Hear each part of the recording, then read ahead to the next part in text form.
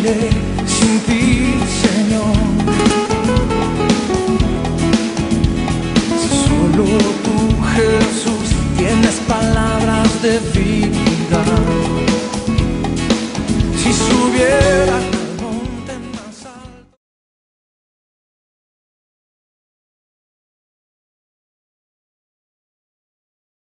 Esta predicación se llama Entra en razón. Ya suena, ¿no? Hay terrenos que nosotros nunca deberíamos de pisar, terrenos peligrosos. Hay terrenos donde realmente, como por ejemplo, han escuchado ustedes, ¿no? Las arenas movedizas, ¿verdad?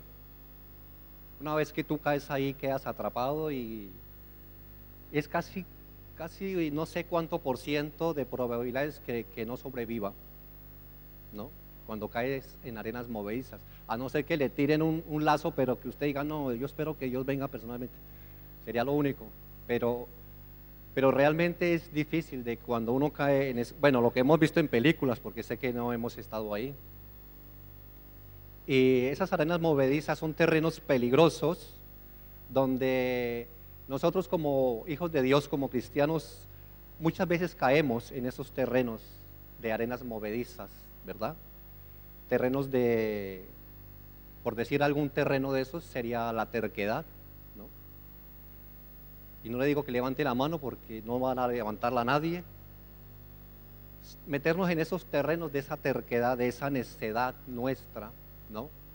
De ese no querer entender y seguir ahí en el R que R, en un terreno peligroso donde posiblemente ese terreno nos lleve a la muerte.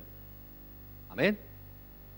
Entre en razón, se llama la predicación, y entre en razón, pues si el título ya es sugestivo, dice entra en razón, quiere decir que podemos estar fuera de la razón, ¿cierto? Si yo digo entra en razón, podemos decir que podemos estar en algún momento fuera de la razón, ¿verdad? Hay quien dice, no, es que perdió la razón. Otros lo llaman locos, ¿cierto? Perdió la razón. Entra en razón, ¿cierto? En un momento determinado, nosotros tenemos la necesidad de entrar en razón. ¿Ha estado usted en algún momento en ese estado de entrar en razón, en cordura? Ahí puede decir amén, porque todos hemos pasado por ahí. Todos hemos pasado por ese momento de que tenemos que entrar en razón, en cordura, ¿verdad? Habrán escuchado eso que dice, es que no hay nadie quien pueda hacerlo entrar en razón. ¿Le han dicho a usted alguna vez eso? Alguna vez me lo han dicho. Es que no hay quien lo logre meter en razón o que entre en razón. O sea que sí existe eso, ¿verdad? Y cuando nosotros nos queremos quedar en ese terreno de la sin razón, ¿sí? En ese terreno de la terquedad, yo ni sé cómo llamarlo. Entonces ahí cuando usted está en ese terreno es cuando sufro yo mismo. Cuando sufre su familia, sufre su esposo, su esposa, sufren sus hijos, sufren sus familiares, ¿cierto? Y ahí es cuando usted se empecina en seguir ahí, en no entrar en razón, se empecina y es lo que usted dice. Ni siquiera es lo que Dios dice, ¿no? Porque usted no acepta lo que el otro le dice. Pues ni siquiera acepta lo de Dios. Nos empecinamos tanto en creer que tenemos la razón.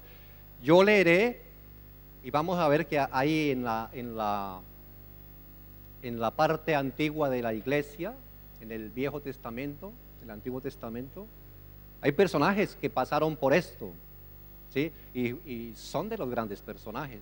Así que eso no es esquivo para nosotros. Y yo creo, ojalá me equivoque, Pero yo creo que hoy muchos estamos metidos en ese terreno peligroso de ser necios y no entrar en razón. Porque se nos predica y se nos predica, escuchamos la palabra nos exhorta, pero seguimos empecinados ahí en no querer salir de ahí. Y es cuando, digo yo, nuestros matrimonios fallan, matrimonios distanciados, ¿verdad? Hay matrimonios destruidos, hay gente divorciada. ¿Pero por qué? Porque se empeñan en no salir y no querer cambiar, ¿cierto? No querer cambiar.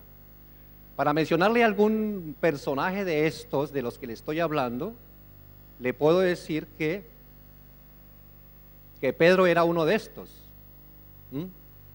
Pedro necesitaba cambiar, estaba empecinado, porque Pedro como judío, ¿recuerdan de lo de la circuncisión y todo esto? Pedro era una persona de esas que necesitaba un cambio. ¿Cuántos necesitan hoy en día un cambio? Yo quiero que usted sea sincero. ¿Cuántos necesitan un cambio?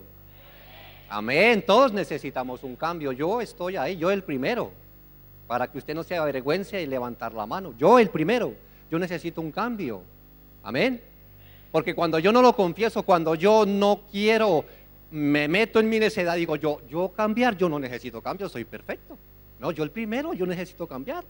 Santo Dios, yo el primero en la fila. Yo necesito cambiar. Y cuando usted y yo tenemos esa sinceridad delante de Dios, pues Él dice, este quiere cambiar, lo voy a cambiar. Amén. Si no, pues sigo en mi necedad. No, yo soy perfecto. ¿Ah? Entonces es lo que el enemigo nos hace, nos pone la venda en nuestros ojos y no podemos ver nuestra necedad, no podemos ver nuestra terquedad, ¿verdad? Y Pedro era uno de ellos. ¿Recuerdan cuando se tuvo una visión de parte del Señor y se encontró viendo un lienzo que bajaba del cielo y le mostraba cantidades de alimentos, cuadrúpedos, aves, y le dice una voz, le dice a Pedro que mata y coma, ¿cierto? Mata y coma. Entonces Pedro como don Pedro, ¿no? Pues era el apóstol Pedro. Pero don Pedro, él dice, no, Dios me libre. Ese Pedro usted lo conoce, no, yo tampoco lo conocí, pero casi que como que lo conociera. Ese Pedro era muy metido en sí, muy, no digo cuadrado porque de pronto dirán que estoy hablando el alemán, pero sí era muy metido en lo que él decía, ¿sí? Él creía tener la razón, en ese momento era una persona legalista, ¿cierto? Porque decía, la ley dice esto, así es, no cambio, ¿cierto? Entonces, claro, el Señor conociendo a Pedro dijo, no hay manera. Tengo que enseñarle a este hombre que salga de ahí, de su terquedad, de su necedad. Tengo que hacerlo entrar en razón. Él tenía que aprender a entrar en razón. Y se da cuenta que hasta los grandes tienen que aprender a entrar en razón. Entonces, ¿cuánto más nosotros? ¿Cuánto más yo tengo que aprender a entrar en razón? Y hoy es un buen día, dígale a su hermano, hoy es un buen día para entrar en razón. Es un buen día, un precioso día que Dios preparó. Y hoy les puedo decir de todo porque como el pastor no está, puedo aprovechar. No, mentiras, ahí queda la grabación y él la va a ver.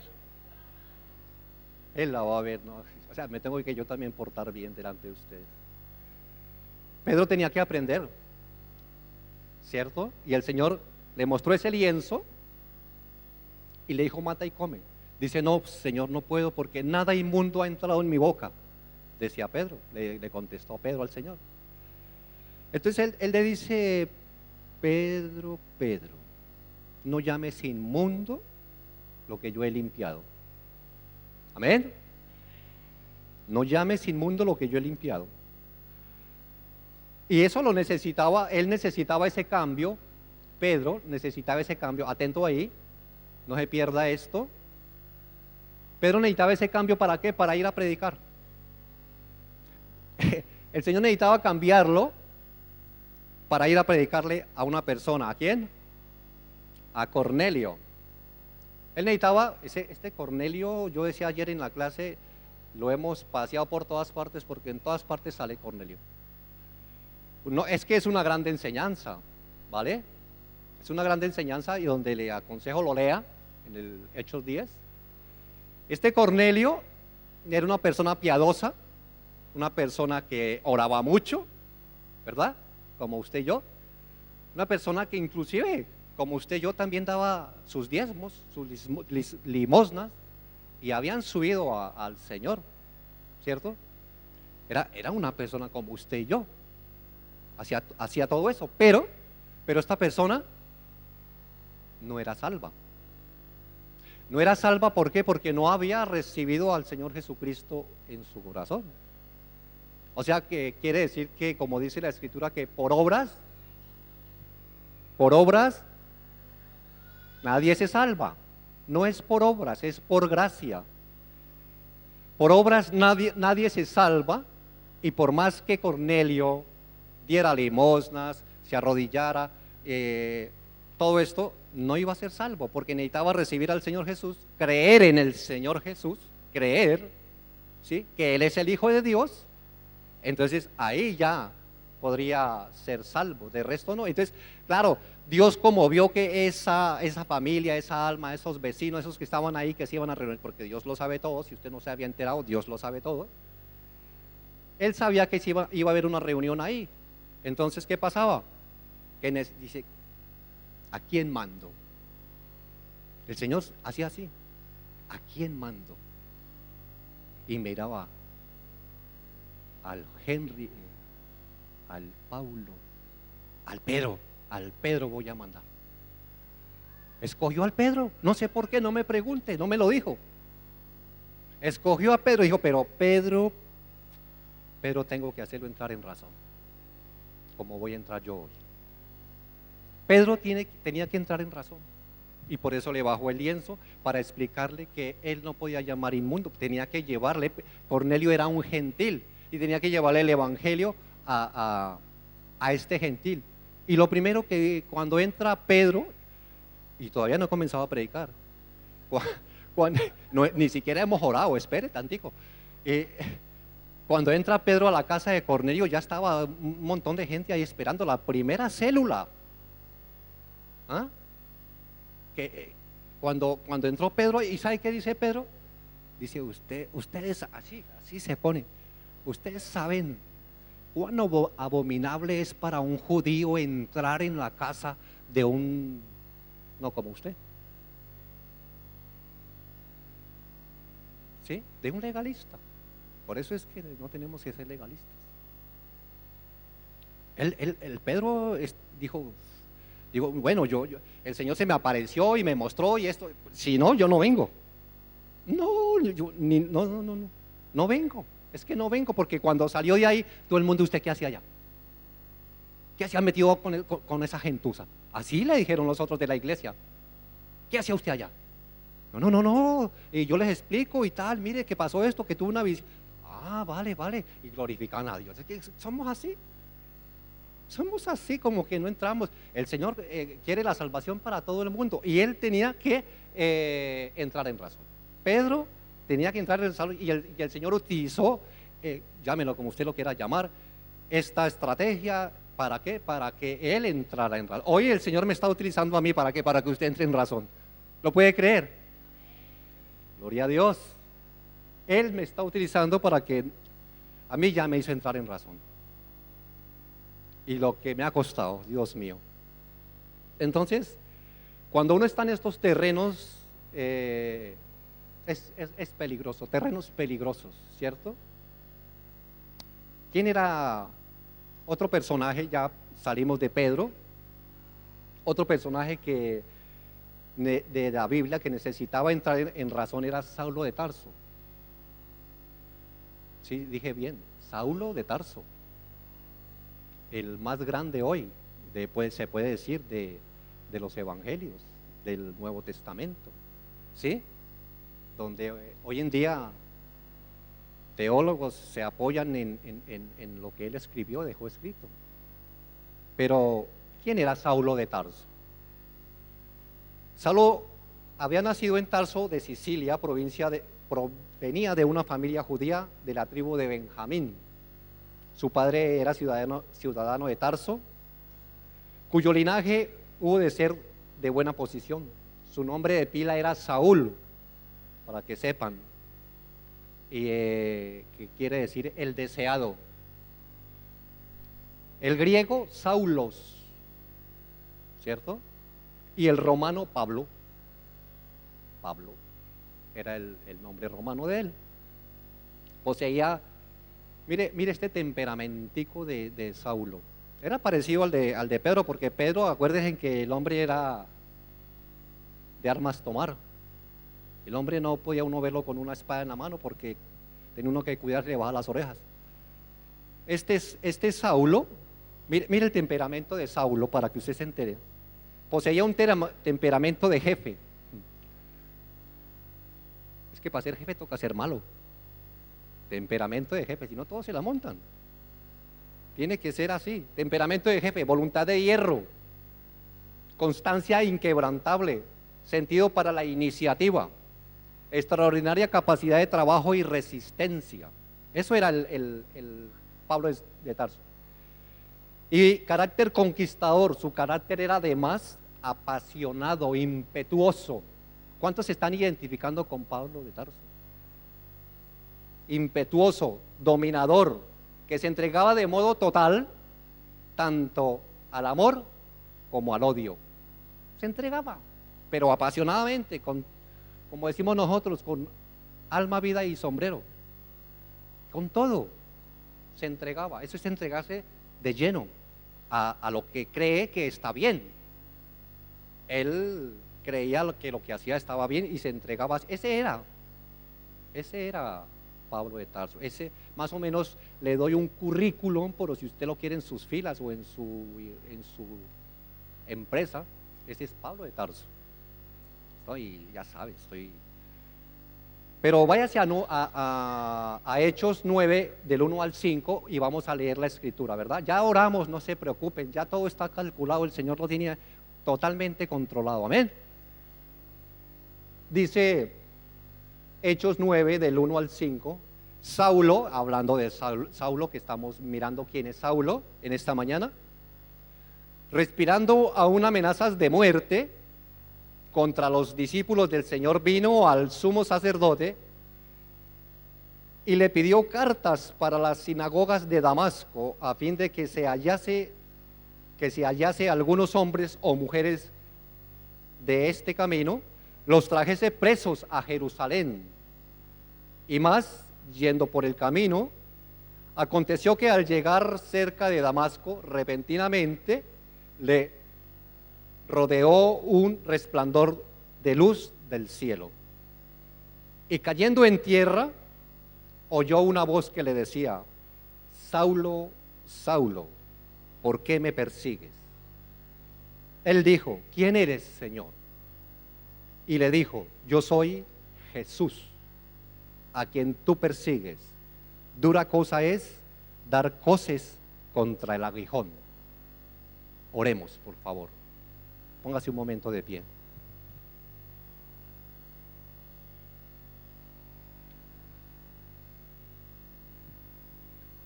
Padre Dios, es una mañana de domingo, Dios mío, Señor, que tú nos has convocado, Dios mío, Señor, en esta sinagoga, lugar de reunión, para escuchar, Dios mío, Señor, de tus negocios, de tu palabra, Padre, para escuchar, Señor Dios mío, qué tienes para nuestra vida el día de hoy, Señor, y coloco mi corazón, Señor, de una manera, Señor, receptivo, de una manera, Señor, que tú me puedas hablar, Señor, sin yo enojarme, de una manera, Señor, que tú puedas hacer un cambio en mi vida hoy. Me presento ante ti, Señor Dios mío, para que a partir de hoy, Dios, yo sea otra persona, Dios mío, que pueda entender realmente la palabra y que pueda yo, Señor, hacerla mía, sembrarla en mi corazón, en buena tierra, Padre, para que produzca fruto, Dios mío, Señor. Para que produzca mucho fruto, buen fruto, Padre Santo. Esa es la oración de nosotros hoy día, Padre. Te rogamos, Dios mío, Señor, que tú, Señor, seas propicio, Señor, a nosotros. Gracias, Dios mío. Te pedimos perdón, Señor. Límpianos, Padre, limpia los aires, Dios mío. Todo lo que esté estorbando para que esta palabra no llegue a las mentes y a los corazones de mis hermanos, Señor, lo rechazamos ahora en el nombre de Cristo Jesús de Nazaret, Señor. Y es tu Espíritu Santo, Señor, quien hará todo, tanto en ellos como en mí, Señor. Gracias. Amén y amén. Puede tomar asiento, mi hermano. Muy bien, ya cogimos más o menos el hilo de la predicación, de lo que se va a exponer acá. Y vemos que leyendo lo anterior, lo que la palabra dice, podemos ver que Dios tenía dentro de sus planes, Dios quería tener a Paulo a su servicio, en sus filas. Amén. ¿Cuántos quieren estar al servicio de Dios hoy? Amén, ¿verdad? Queremos estar en el servicio de Dios, en las filas de Dios, pero tenemos que cambiar. ¿Cuántos lo creen? Yo, el primero, tengo que cambiar para poder trabajar, así como el Señor utilizó a Pedro, ahora quiere utilizar a Saulo. Tiene que haber un cambio en nosotros, tiene que haber un cambio en usted y en mí. Porque no podemos seguir igual, mi hermano. No podemos seguir en el mismo R que R. Tiene que haber un cambio en tu hogar, en mi hogar, en mi relación con mi esposa, con mi esposo, en mi relación con mis hijos, en la relación con mi hermano, con mi hermana, en la relación en general con todos, ¿verdad? Para que pueda haber esa fluidez del Espíritu Santo en nosotros y no estemos ahí siendo más estorbo que otra cosa. Es gente sin fruto.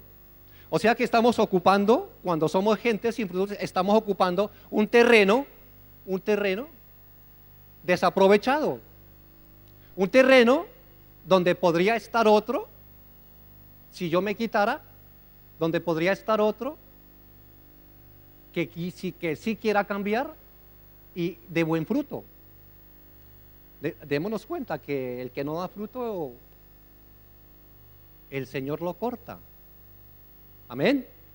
Y no queremos ser cortados, ninguno, no lo queremos. Pero para no ser cortados tenemos que pensar mejor las cosas, decir, ese que está hablando, ese soy yo. O sea, que usted mismo pueda señalarse, y no señalar a los demás. Esta predicación es para usted. Haga así, mi hermano. No señale a su hermano, es para usted mismo. ¿Cierto? Entonces es como si, acabando de leer lo que acabé de leer, es como si el Señor se cogiera la cabeza a dos manos con Saulo y se estuviera preguntando, pero ¿qué hago con este hombre? ¿Qué hago con este hombre? ¿A usted no le ha pasado que hay veces nos encontramos con personas así? Perdón, que los demás se encuentran conmigo. Estaba diciendo mal. Hay veces se encuentra esa persona conmigo y se encuentra con una pared. Perdón. ¿Ha pasado eso? Se encuentran, se estrellan con una pared. Porque soy de esas personas. Pedro, Pablo, llámelo como quiera. Somos esas personas con una terquedad inquebrantable. Nadie nos saca de ahí. Así nací, así me muero. Tercos a morir. Y el Señor decía, me imagino a Dios con la mano en la cabeza, ¿qué hago, Dios mío? No, mentiras, Él tiene todas las soluciones. Él no se coge la cabeza como nosotros haríamos, Señor, ¿qué hago? Señor, ¿qué hago? Dame la luz. No, Él ya sabe todas las cosas. Dice la palabra, le voy a leer. Pedro, dése cuenta que, Pablo, en su ignorancia, porque eso lo hacemos en nuestra ignorancia, pero hoy vamos a aprender, amén. En su ignorancia, él era de las personas que creía estar haciendo las cosas bien. Él le dijeron, mire, su trabajo, como con ese currículum que tenía, dijo, este es el preciso. Dijo, vea, su trabajo es coger todos los cristianos. Dijo, listo, no hay problema. No, por mí, lo que sea. Y dése cuenta que dice que pidió cartas, ¿cierto? Para las sinagogas de Damasco. Damasco que quedaba como a 200 kilómetros de Jerusalén. Dijo, el tipo tenía visión. Dijo, si aquí en Jerusalén ya no hay más a quien echar en la cárcel, dijo, pues yo voy a buscar en otro lado. Y se fue para Damasco, camino de Damasco. Pero él no sabía, porque dice repentinamente, ¿sí? Lo leímos, repentinamente le rodeó un resplandor. Entonces, ese repentinamente, que no vaya a caer sobre nosotros. Que venga el Señor y diga, como dicen, ¿no? Que lo parta un rayo, no. Nosotros tenemos que entrar en razón antes de que llegue ese repentinamente y coge el Señor y nos arandie. Amén. ¿Me estoy haciendo entender? Amén, ¿verdad? Entonces se cuenta que él quería hacer su trabajo bien hecho. Pablo quería hacer su trabajo bien hecho. Dijo, se fue allá donde su jefe, dijo, deme cartas y yo voy aquí por este camino, aquí para arriba, a ver cuántos pillo. Esos sí, circuncisos, esos buenos para nada. Porque claro, Pablo, siendo una persona estudiada, Pablo que era de los de Deo Parado, llamamos nosotros, alta alcurnia, pues no podía haber un pobre judío por ahí porque ya se lo quería comer. Y en su opinión, o sea, el judío creía en el Señor Jesucristo, por eso era que los cogían, ¿verdad?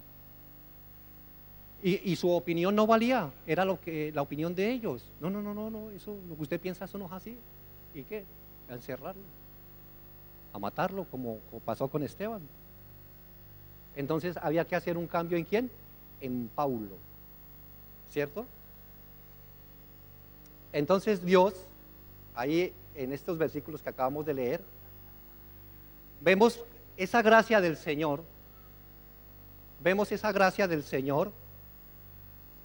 que es nueva cada mañana, ¿verdad? La gracia del Señor es nueva cada mañana y lo llevó a tomar esa decisión. El Señor Dios tomó esa decisión. ¿Cuál decisión? La decisión de suspender todo lo que estaba haciendo. Es como si Dios parara todo y se fuera allá a buscar a Paulo, como lo quiera llamar. ¿Sí? Es el mismo. Y se fue a buscarlo. ¿Para qué? Para hacerlo entrar en razón. ¿Cierto? ¿Cómo era que decía? Saulo, Saulo, ¿por qué me persigues? Decía el Señor a este Saulo, ¿verdad? Ese Saulo que era tremendo, se conocía dentro de ese ámbito, ahí lo conocían dentro del ámbito de los judíos, ahí lo conocían como el exterminador. Es que era el mismo Satanás, el ángel de la muerte. Pues claro, ¿cómo nos iba a ganar un apodo de esos? Si es que el hombre, ¿o usted cree que para qué lo cogían a los cristianos? Para matarlos. Acuérdese que, aquí no lo dice, pero acuérdese que existía el circo romano y echaban cristianos a los leones. O sea que este Pablo era el azote de Jerusalén. Y como se le acabó el trabajo, parece que le acabó el trabajo, se fue a buscar trabajo más adelante. ¿Sí?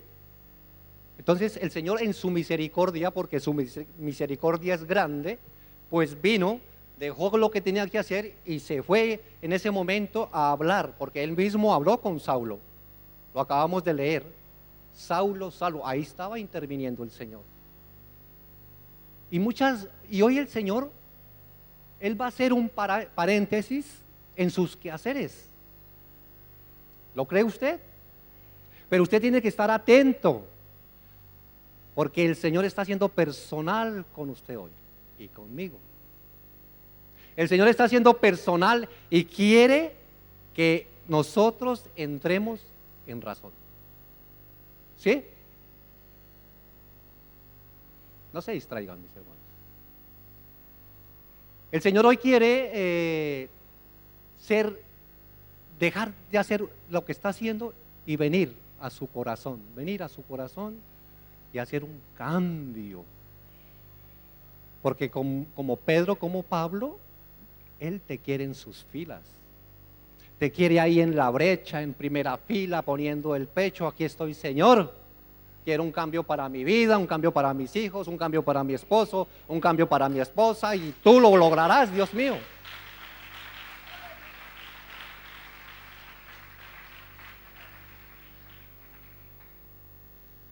Era el exterminador. Pero mire, imagínese esa escena ahí. Ahora viene el propio Jesús a intervenir para que Saulo entre en razón. El mismo Jesús. Y es Él el que lo hace. Yo no puedo hacer nada en su vida, mi hermano. Si Dios no hace con su vida lo que tenga que hacer, aquí no hay nadie que lo haga. No hay nadie. Solo el Espíritu Santo de Dios es el único que podrá hacer la obra en nosotros. ¿Sí? Si estamos dispuestos a entregarnos realmente como tenemos que entregarnos. ¿Sí? Pero mire cómo es la palabra del Señor. Hay un versículo en la Biblia donde dice: ¿acaso las palabras del mismo Dios no fueron que cualquiera que haga tropezar a alguno de estos pequeños que cree en mí, mejor le fuera que se colgase al cuello una piedra de molino de asno y que se hundiese en lo profundo del mar? Está escrito. Y Pedro era uno de esos que hacía tropezar a uno de sus pequeños porque creían en él. ¿Sí? A uno de estos pequeños que cree en mí. Pero mire que el Señor como que hace esta palabra y dice: hombre, es que es más grande mi misericordia y tengo que salvarlo. Es más grande mi misericordia y bueno, más adelante dirá, lo veremos, ¿no? Pero no me adelanto para no dañarlo. Él quería a Pablo en sus filas, ¿cierto? Pareciera que como que se contradijese él mismo, ¿cierto? Nosotros podemos afirmar que esto es una maravillosa gracia, un maravilloso gesto de parte del Señor, ¿cierto? ¿Sí? Eso es maravilloso, ver cómo coge a este Pablo tan malo como era, porque no podemos decir menos de Pablo, malo. Y cómo Dios en su misericordia lo coge y lo levanta, ¿verdad? ¿Sí? Pero bueno, no deberíamos ni aterrarnos ni maravillarnos de esto, ¿cierto? No podemos maravillarnos de esto porque Él ha hecho cosas aún mayores que esta, ¿cierto? ¿Por qué? Porque el mismo Dios, ¿acaso no bajó de los mismos cielos para venir a entregarse como hombre? Para que la salvación llegara a usted y a mí. O sea, ¿por qué me tengo que maravillar cuando coge a Pablo y hace esto que en vez de coger y crucificarlo, mátelo? ¿No? Esa misericordia está disponible hoy para usted y para mí. Amén. Qué bonita gracia la de Dios. Qué misericordia todavía en estos tiempos tan malos. Y la misericordia del Señor se mueve todavía. Amén. Y es ahí donde usted y yo, si somos, no es por ofenderlos, pero si somos un poco avispados, tendríamos que aprovechar ese momento. esa admirable gracia de Dios. Y hoy ha escogido el día de hoy para derramarla. Amén. Y va a ser derramada esa gracia en usted. Amén. Va a haber grandes cambios. ¿Sí? ¿Lo puede usted gritar? ¿Va a haber cambio en mi vida? Sí, va a haber cambio en nuestras vidas. Muchas veces nosotros podemos encontrarnos en esta situación, como decir la palabra, dando coces contra el aguijón, dando coces contra el aguijón. Y esto el Señor se lo dijo a Pablo, le dijo, dura cosa es dar coces contra el aguijón. ¿Pero por qué se lo dijo? Porque él tenía planes para él. Y hoy el Señor nos dice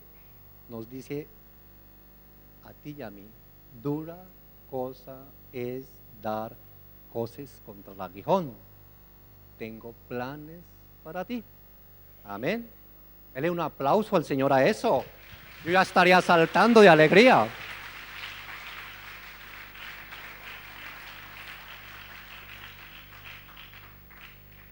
Tengo planes para ti.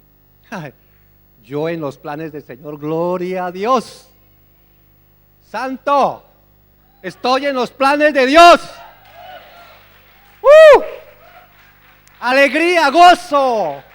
Estoy en los planes de Dios. Ay, hacer que Él me meta en su agenda, Dios mío. ¡Qué tremendo! ¡Qué tremendo!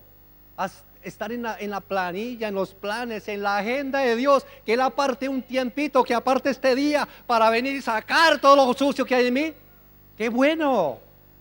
¡Qué bueno, mi hermano! Hoy vamos a salir libres, limpios, sanos, siendo otros. Amén. ¿Cuántos lo creen? Más fuerte, que no escuche el demonio. Amén. Amén, sí. Gloria a Dios. ¿Cuántos vinieron el jueves? 4 personas, vale.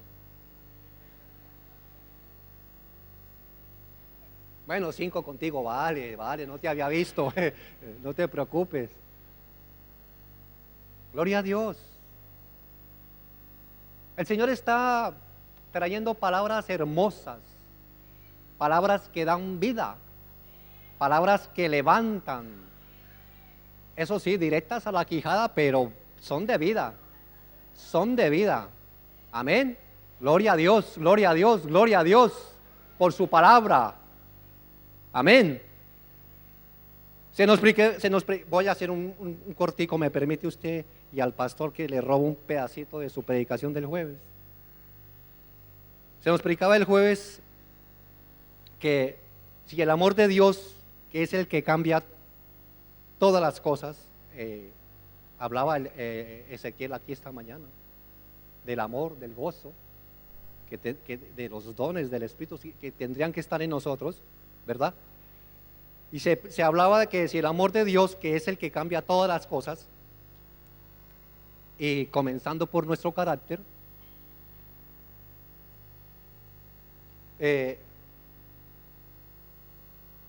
si no está ese amor de Él, si no está el amor de Dios en nosotros caemos en el legalismo, como estaba el Pedro, o el apóstol Pedro, como usted lo prefiera. Y si no caemos en el legalismo, pues caemos en el liberalismo. Eso fue la predicación del jueves. El legalismo como Pedro.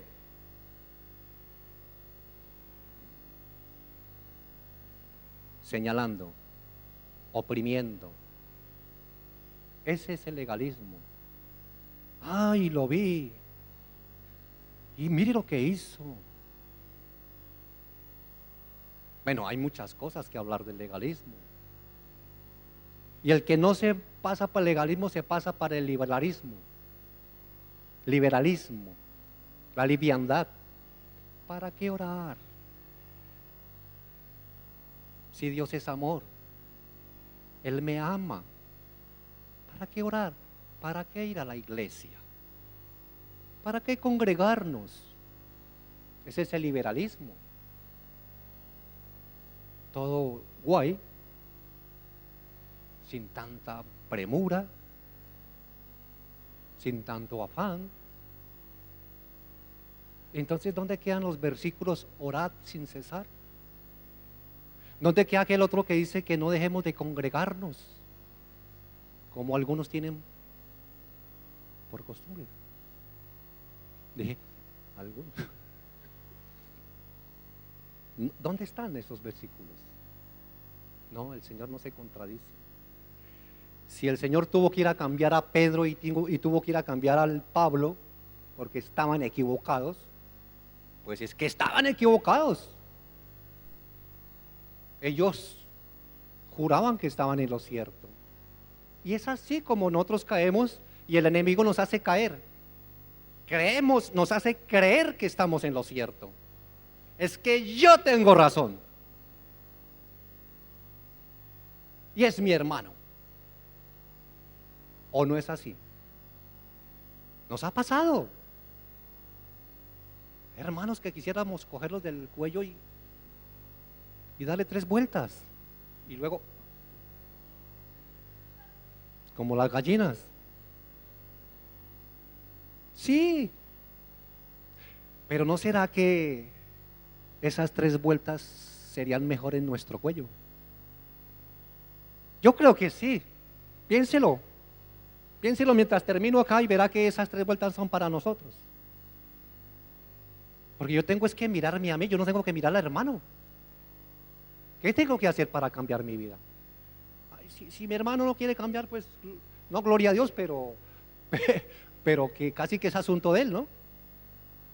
Casi que es asunto de él. Bueno, yo lo único que me queda sería orar por él, pero no más, no tengo que meterme más allá. Pero mire, la obra del Señor ni la pudo detener Pablo, porque Pablo quería terminar con todo eso. Dijo, no, es que esto tenemos que acabarlos con otro Hitler. Es que no quede nada, ni rastros, ni muestra a esta gente gentuza. Pablo, si la obra del Señor ni la pudo detener Pablo, nosotros tampoco vamos a poderla detener. No la vamos a detener. La obra del Señor sigue. Entonces Dios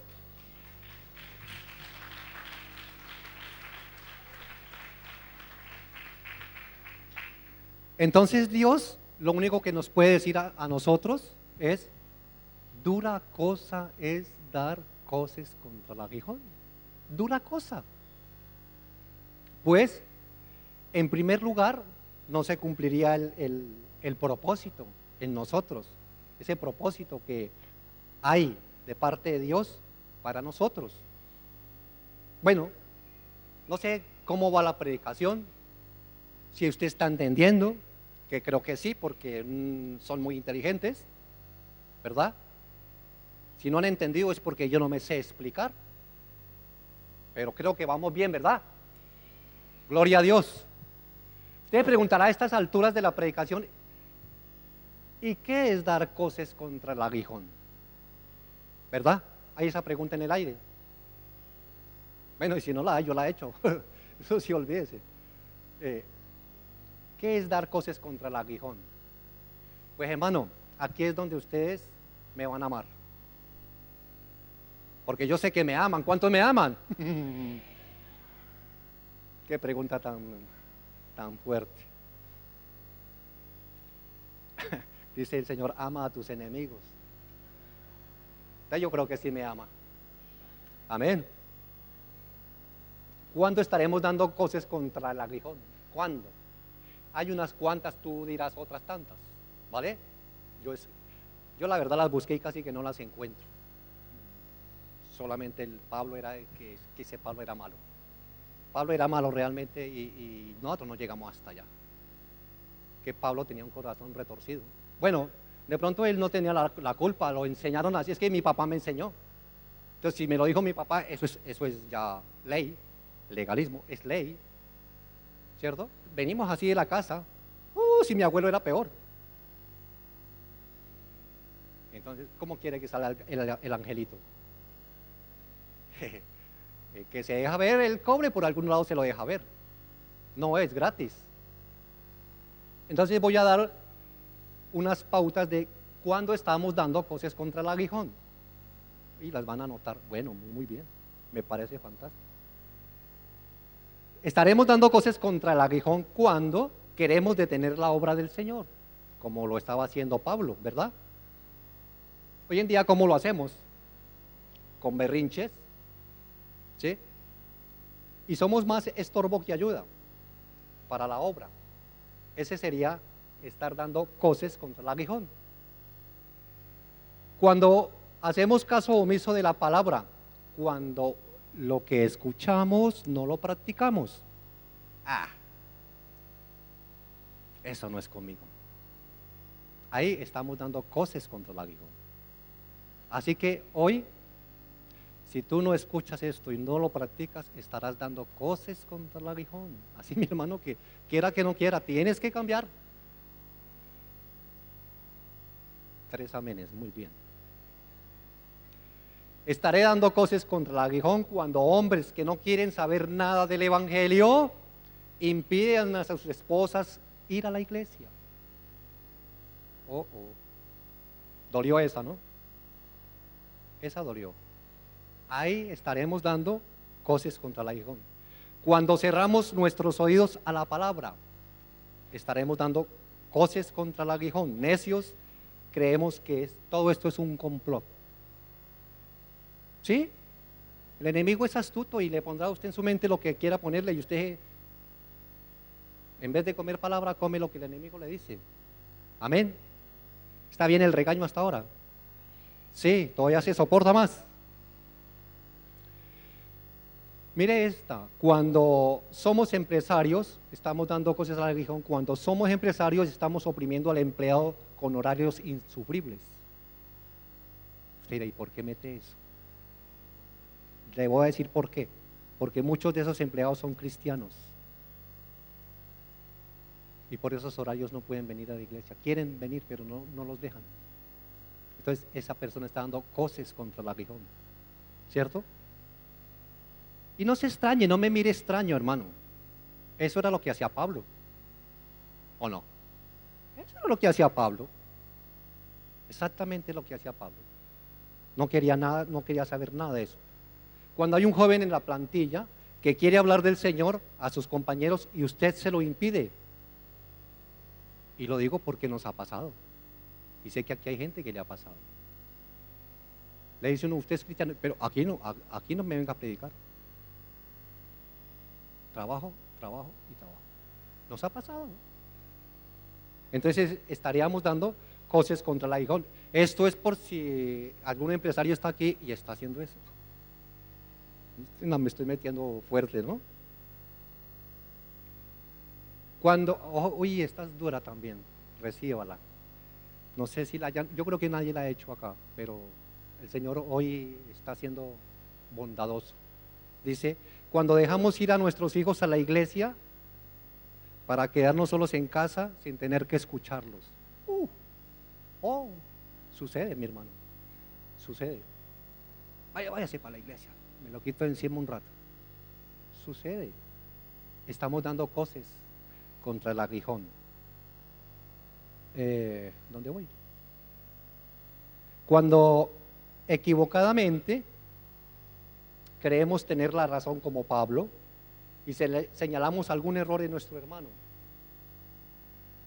¿Sí?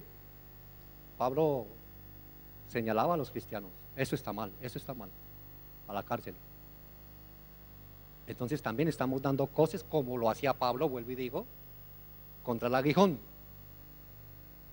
Y tengo una última que dice, cuando sabemos hacer lo bueno, y se lo saben, ¿no? ¿Lo practican? No lo sé. Cuando sabemos hacer lo bueno y no lo hacemos, estamos dando cosas contra el aguijón. ¿Están de acuerdo con todos conmigo hoy? Nosotros queremos como, no sé, como hacer la obra de Dios a nuestra manera. Y hay otra pregunta en el aire, que está ahí, ¿sí? Esa figura es una alusión a la aguijada usada con los bueyes. O sea, esa palabra está colocada ahí en esto. Dura cosa es dar coces contra el aguijón. ¿Y qué es dar coces contra el aguijón? Pero que alguien me lo explique. Sí, ya está bien, repita y repita que no dé coces, que no dé. ¿Y qué es dar coces contra el aguijón? ¿Qué es el aguijón? ¿Por qué el Señor coloca esa figura ahí en la palabra? ¿Se la explico? Si no, no la explico. Si ustedes me convencen que yo la explique, la explico. ¿La explico? Ah, vale, la explico, está bien, ya voy. La explicaré. Amén. Necesito un colaborador. Puede ser Aurelio.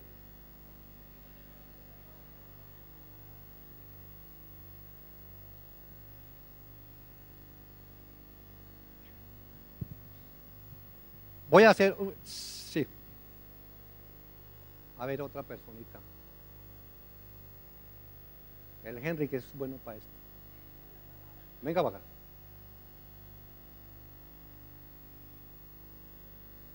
Le voy a prestar a Henry el aguijón. Este es el aguijón. Bueno, vamos, es algo el aguijón. O cambiamos. Aurelio, que es más humilde. No, todos son muy humildes. En el amor del Señor. El aguijón era una vara larga, mucho más larga, 3 veces esto, 2 veces esto, larga, y en la punta tenía un hierro. Con ese hierro, era puntudo lógicamente, era para chuzar al buey, que en este caso que en este caso es mi hermano. Imagínese que soy un buey, ¿no? Ahora, ustedes se imaginan que eres un buey, va a ser la representación, ¿verdad? Entonces, mi hermano, como los bueyes son en 4 patas, por favor. ¿Lo hacemos que ponga en 4? No. Por amor a él, ¿verdad? ¿Cuántos quieren que se ponga en 4? Esto sale luego, luego Ay, sí, eso sale y él dice que no quiere salir, ¿no? Que no, vale. Henry dice que sí. Pero bueno, entonces, ¿qué pasa? La aguijada que la tenía el labrador era para cuando se colocaba el yugo en los bueyes. La aguijada se usaba como la va a usar él ahora. Venga para acá. Usted estése ahí quieto. Usted está paciendo. ¿Sabe qué es paciendo? Comiendo hierbita. Él está comiendo ahí, entretenido. Ya le puse. Los bueyes no hablan. Los bueyes no hablan. Él está paciendo ahí, pero ya ha sido enyugado. Entonces viene el labrador y le dice: adelante. Lo chuza, ¿verdad? Lo chuza para que siga adelante. ¿A cuántos tienen que chuzar para que sigan adelante? Está hablando la palabra ya, ¿no? El líder le dice: hermano, vamos a la célula. Y el hermano sigue ahí paciendo. Entonces, lo que es la representación que van a hacer ellos dos. El labrador va a decirle al hermano que continúe para labrar la tierra. Y entonces la única forma de que se entiende con él es con esto, ¿no?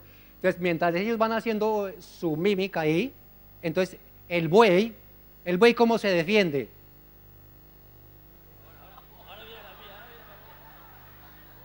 Dando coces,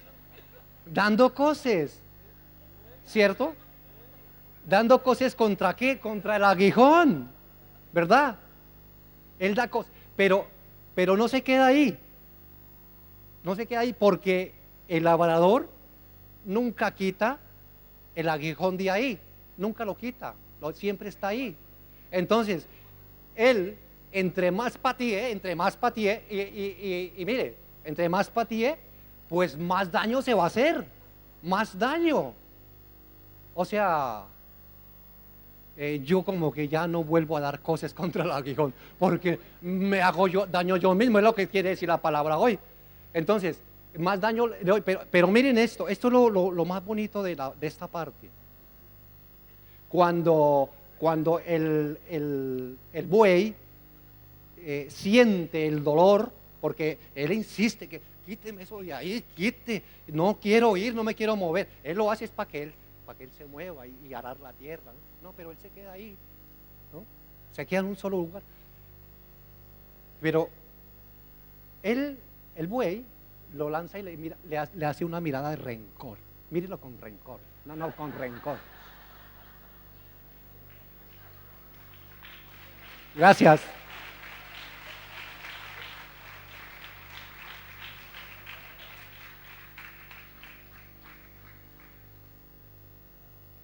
Es eso, mi hermano. Eso es el ejemplo de estar dando patadas contra el aguijón.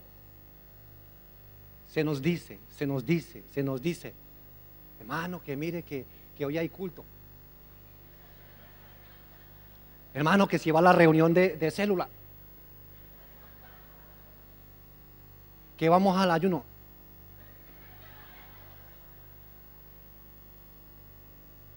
Eso es dar cosas contra el aguijón. ¡Ay! Gracias, mi hermano. Hermano, que llegan 30. ¿Cuántos son de escuela de líderes? 30. Y ahorita llegan 3. Hermano, que estudie. Nadie, todo el mundo da cosas contra el aguijón. Entonces es la figura que el Señor quiere mostrarnos hoy en cuanto a este ejemplo de que estamos dando cosas contra el aguijón. Pero él le decía, Pablo, ¿por qué me persigues? Dura cosa es dar cosas contra el aguijón. Y el Pablo se cogía y dice, ¿y qué es dar cosas contra el aguijón? No entendía nada. Cuando el buey da cosas contra el aguijón, es para mostrar resentimiento contra el labrador por haberle incitado a seguir adelante. Pero en vez de herir al labrador, ojo ahí, en vez de herir al labrador, se hiere a sí mismo. Es que es una figura hermosa. No sé si se llama alegoría o cómo se llama esto, pero es una figura donde hay mucha enseñanza.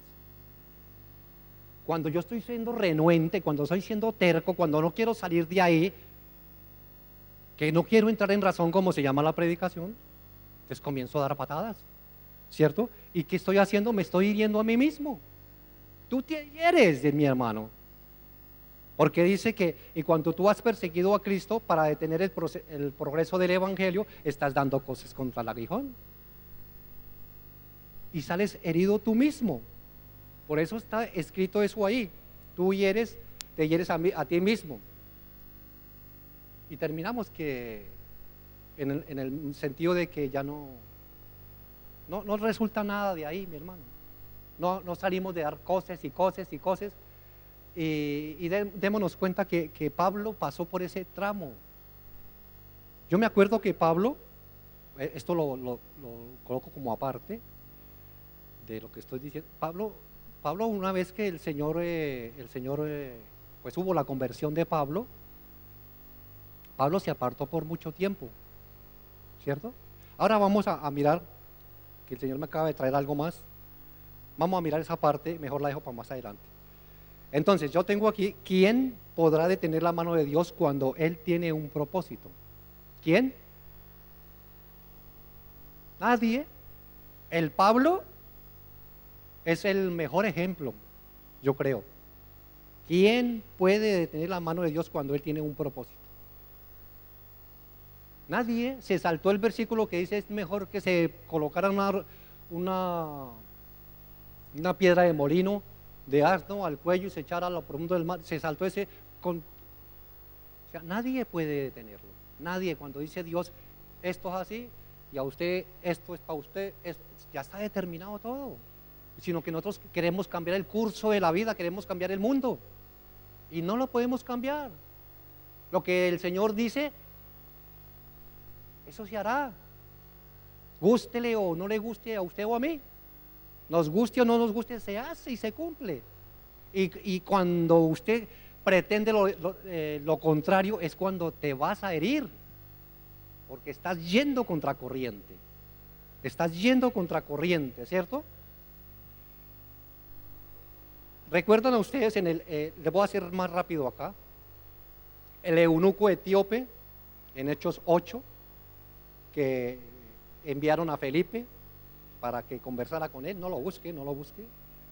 Saulo de Tarso, capítulo 9, que lo estamos viendo, lo estamos leyendo, que fue el mismo Jesús que intervino.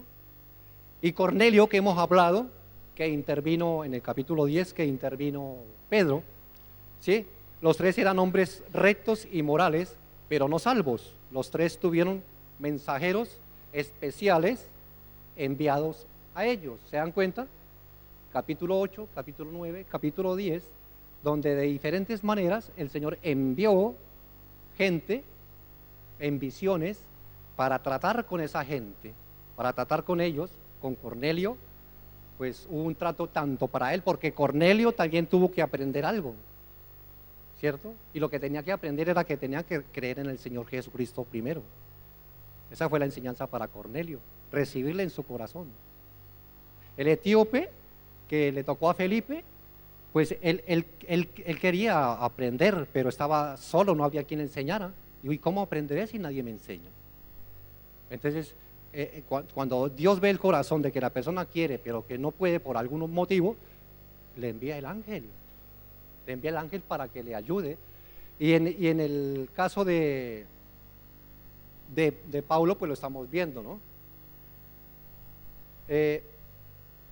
Ellos, estos tres, los que acabo de mencionar, vea, representaban la raza humana entera, ¿sí? El etíope, raza negra, era el primero. Luego el otro, un judío, ¿sí? Y el otro, un gentil.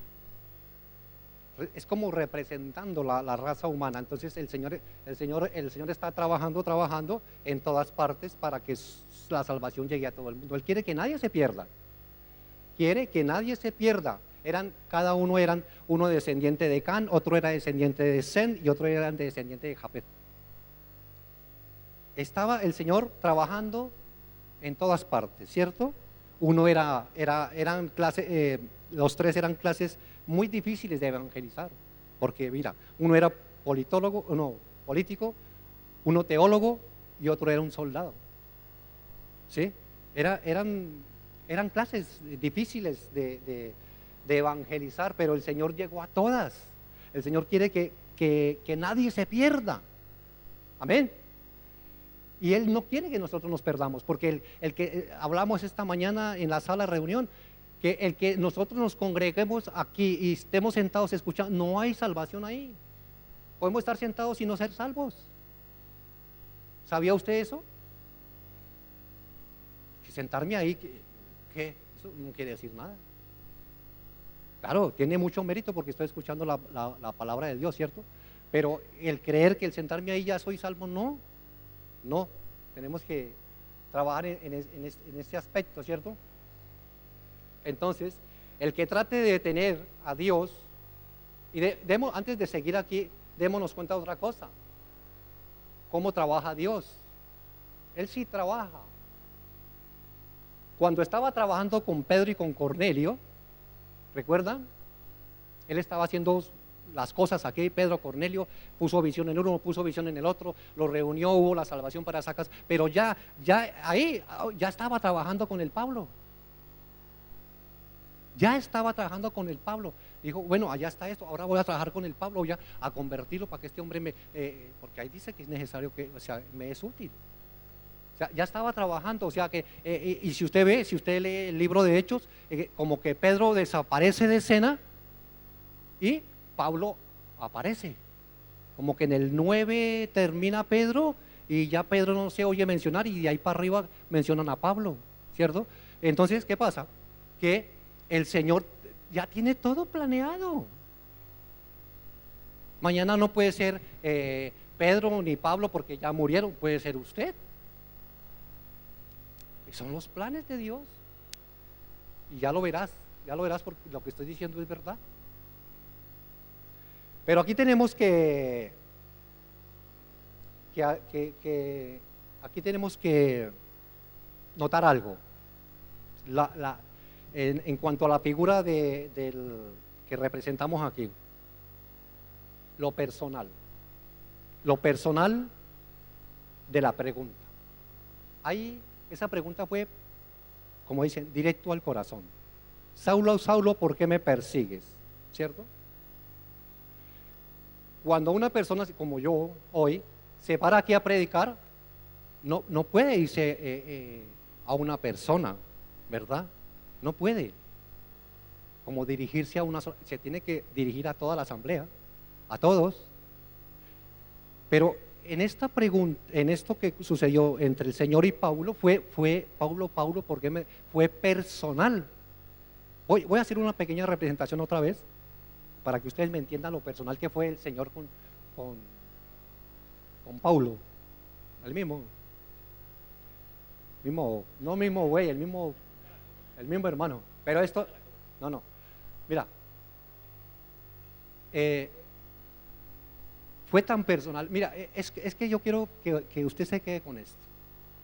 Fue tan personal el Señor, Dios, con Pablo, que él no le dijo, Saulo, ¿por qué persigue mis sinagogas? ¿Qué es eso de estar yendo detrás de todos mis discípulos? Mis sinagogas, usted no hace sino estorbar y ir detrás de ellos. ¿Qué le pasa a Saulo? Dijo, no, fue más, claro, él se fue más, claro, porque ahí se podía desviar la pregunta de Saulo.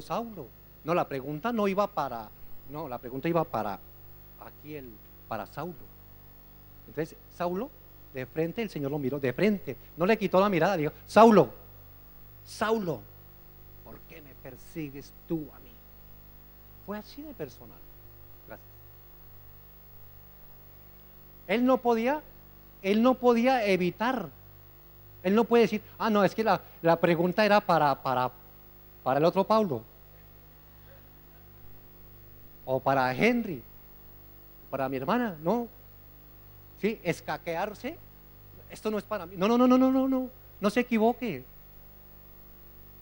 Hoy, quítele la palabra Saulo y ponga su nombre. Otra persona que no sea el mismo. ¿Tú cómo te llamas? Sí. Saulo no. Darwin. ¿Cómo tendrías que decir? Darwin, ¿cierto? O sea, el Señor dice, Darwin, ¿por qué me persigues tú a mí? O sea, es personal. O sea, no crea que esta palabra es para el vecino ni para el último, no, es para usted. Su nombre tiene que estar ahí. ¿Por qué me persigues tú a mí? Esa es casi que la predicación de hoy. ¿Por qué me persigues tú a mí? Amén. Entonces era una pregunta muy, muy, muy personal que hoy el Señor nos está haciendo a nosotros. ¿Por qué no estamos cambiando, cierto? No era general la pregunta, era exclusivamente para Saulo.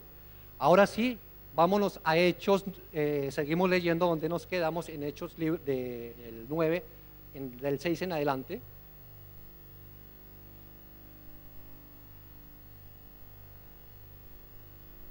Dice 9:6. Recuerden que leímos hasta el 5, ¿no? El 6 dice, él temblando, temeroso, dijo. Él temblando y temeroso dijo. ¿Se imagina usted ese Pablo tan malo, tan orgulloso, él era el jefe, el que mandaba, el que hacía, esto? Ahora lo vemos como temblando y temeroso. ¿Cómo cambian las cosas cuando el Señor viene y nos visita? Ahora su orgullo se le fue ¿a dónde? Al suelo. Ya no estaba usted para la cárcel. No. ¿Qué quiere, Señor? Ya estaba temblando estaba temeroso, ya habían cambiado los papeles. Amén. ¿Qué quieres que yo haga? Y el Señor le dijo, levántate y entra en la ciudad y se te dirá qué debes hacer. Y los hombres que iban con Saulo se pararon atónitos oyendo a la verdad la voz, mas sin ver a nadie. Entonces Saulo se levantó de tierra y abriendo los ojos no veía a nadie, así que llevándole por la mano le metieron en Damasco, donde estuvo 3 días sin ver y no comió ni bebió. Le salieron escamas en sus ojos. Había entonces en Damasco un discípulo llamado Ananías, a quien el Señor le dijo en visión, Ananías, y él le dijo, heme aquí, Señor. Y el Señor le dijo, levántate y ve a la calle que se llama Recta. ¿No es lo mismo? Es igual. Recta o derecha es igual. Sí, que no se preocupe. Recta. Bueno, llamémosla derecha en este caso, vale, para que no se me... En la calle que se llama derecha, y no es que quede a la derecha, no, es que es una calle recta. ¿Vale? Y busca en casa de Judas a uno llamado Saulo de Tarso, porque he aquí él ora. Yo no sé después de este encuentro si él oraba, Señor, dame más cristianos para apresar. No sé cuál era la oración de Pablo, pero que estaba orando, ¿sí? Después de ese miedo, de ese susto que le pegaron, que estaba orando. No sé si la oración era equivocada, pero estaba orando. Amén.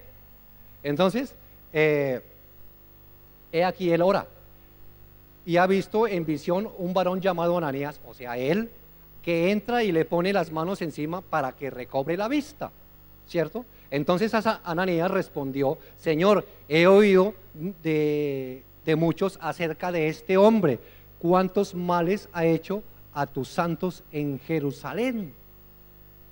Y aquí tiene autoridad de los principales sacerdotes, porque había sacado cartas, recuerda, para prender a todos los que invocan tu nombre. Y vuelve y se coge la cabeza Jesús y dice, ¿me vienes tú a contar a mí, Ananías, yo que todo lo veo? Ananías quería como abrirle los ojos al Señor y decirle, pero ¿qué le pasa? ¿Sí? Este es un ladrón, este es un perseguidor, este es un extorsionador, es que es el mismo demonio y usted quiere hacerle algún favor, ¿sí? Entonces démonos cuenta que Ananías estaba pensando, como pensamos todos, que tenemos la razón, y dijo, el Señor le dijo, ve, porque instrumento, leámoslo todos, porque instrumento escogido me es para llevar mi nombre en presencia de los gentiles y de reyes y de los hijos de Israel. Amén. Uy, qué glorioso, mi hermano. El Señor puso los ojos en este hombre, instrumento útil me es, escogido me es porque yo le mostraré cuánto le es necesario padecer por mi nombre. Entonces Ananías entendió la misión y dice, entró a la casa y poniendo las manos sobre él como se le había dicho, le dijo, hermano. Ya no le dijo hermano, ya sabía que era de los mismos, ¿cierto? Dijo, hermano Saulo, el Señor de Jesús que te apareció en el camino por donde venías me ha enviado para que recibas la vista, ojo ahí, recibas la vista, seas lleno del Espíritu Santo. Y al momento le cayeron de los ojos como escamas y recibió al instante la vista y levantándose, ¿qué fue? Fue bautizado. Ay, hombre, pero qué fuerte, mi hermano. Es como cuando usted va al McDonald's, paga uno y lleve 3. Recobró la vista, fue bautizado en el Espíritu Santo y fue bautizado también, me imagino que en agua. O sea, recibió todo, recibió la salvación, todo el combo completo. Qué bueno. ¿Ah? Qué bueno Pablo, Dios. Pero cuando el Señor tiene un propósito, Él da el combo completo. Amén.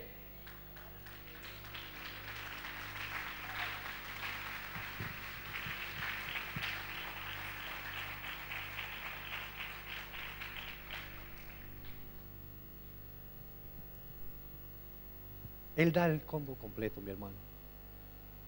A esta altura de la predicación, no sé qué correrá por su cabeza, mi hermano. No sé qué pensará usted.